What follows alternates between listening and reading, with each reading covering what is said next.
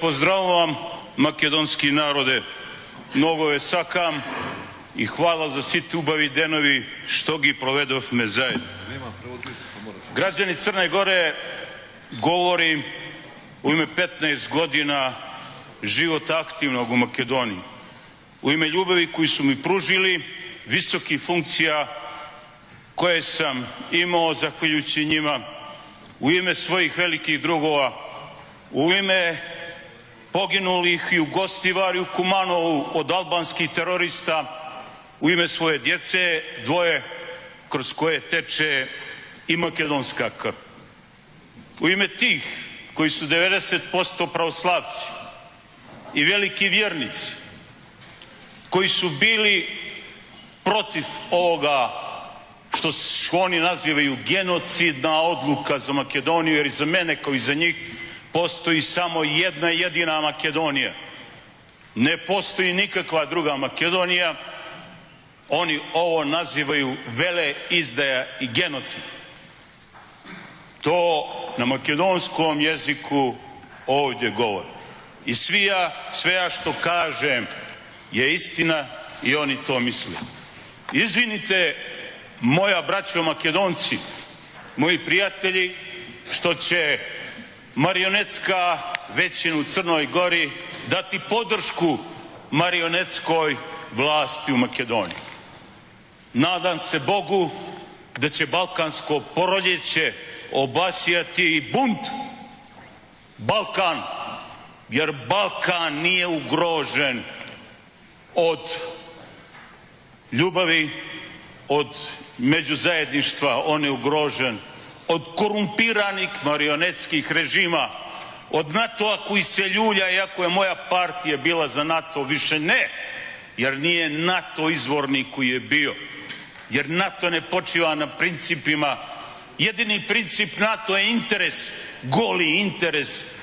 Suđe je pustoš ostavio. Pročitajte samo jednu knjigu i plač afganistanskih žena pa ćete vidjeti. Građani Crne Gore, poslije 99. godine kada su se učlanile 3 države, Poljska, Češka i Mađarska, tada je NATO usvojio takozvani MAP. I vi, ministre Darmanoviću, što govorite ovdje, što pričate, ništa nije tačno.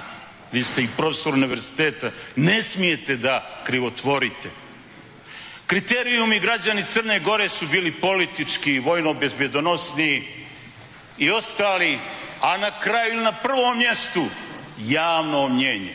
Javno mnjenje građani Crne Gore znači da na referendumu mora izaći više od 50% i oni moraju biti većina na tom referendumu. Kao ovdje, tako i u mojoj ljubavi u Makedoniji marionetska vlast je lagala, prevarila. Ovo što su govorili, sve su ovo makedonski rečnici, makedonski jezici. Izašlo je 100% Albanaca, izašlo je, ne znam, 10-15% Makedonaca. Pravi Makedonci su ostali, vardarski Makedonci, junaci, su ostali kući i bojkotovali ovakvu laž. Zato, građani Makedonije, braćo moja, pomiješana moja krv, moji prijatelji, moja djeco, izvinite zbog današnje, ne mogu da kažem kakve odluke, ali balkansko proljeće dolazi. Svi u subotu, a ako izađete vi protiv udarom i pokušate nešto što je građanski, ne znam čiji će biti krvavi prvi nos. Nadam se Đukanović. Hvala poslaniče.